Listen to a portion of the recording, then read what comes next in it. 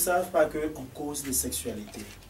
Le Cameroun, comme de nombreux pays au monde, a célébré le 8 septembre 2021 la journée mondiale de l'alphabétisation. Il est question pour nous d'éduquer les uns et les autres à se mettre ensemble avec nous pour pouvoir sortir de l'ornière, comprendre que les questions de sexualité, nous devons les parler en famille, nous devons les aborder à tout temps entre amis et collègues. Alors cela nous évite à ce que nous soyons toujours défaillants ou inefficaces dans notre quotidien. À Yaoundé, l'association Interhorizon d'Espoir d'Ange Djoki a choisi cette journée pour sensibiliser la jeune femme sur la problématique de l'hygiène menstruelle, un problème que beaucoup de nos jeunes sœurs n'osent pas aborder par honte, d'où l'autostigmatisation. Interhorizon d'Espoir, Ange Djoki, nous lui avons proposé que ça se tienne en cette journée parce qu'on peut tous être, on est presque tous analphabètes d'une certaine manière, selon les différents domaines de spécialisation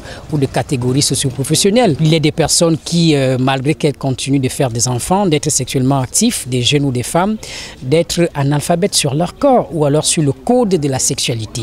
Réunie à la bibliothèque Ama Sophia, située au lieu d'Imanguier, la gente féminine venue pour la cause a pu bénéficier de l'expertise de Joseph-Marie Ongwa, expert en questions de santé sexuelle, avec qui elles ont longuement changé sur leur quotidien. J'ai appris beaucoup de choses en ce qui concerne l'hygiène menstruelle de la femme. Donc moi personnellement, je vais en parler aux autres, ce que j'ai appris aujourd'hui et je vais partager avec d'autres personnes. Je vous invite également, vous qui m'écoutez à présent, qu'à chaque fois que cette dame aura encore l'opportunité d'organiser une conférence éducative de ce genre, venez massivement et vous n'aurez pas perdu. Initiatrice du projet, l'écrivaine Ange Djoki, par cette causerie éducative, voudrait tordre le cou à ces fléaux qui impactent le plus souvent sur la scolarité de la jeune fille.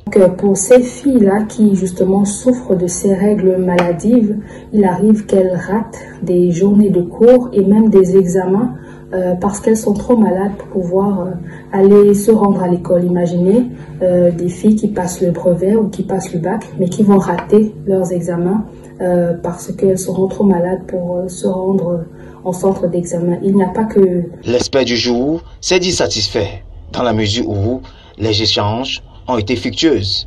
Le message est passé, déjà les travaux en atelier le prouvent déjà, l'échange a été totalement enrichissant et la qualité des panélistes prouve vraiment qu'ils avaient soif d'aborder ce problème. Certains m'ont dit qu'ils souhaiteraient qu'on implémente ça à l'échelle nationale, internationale.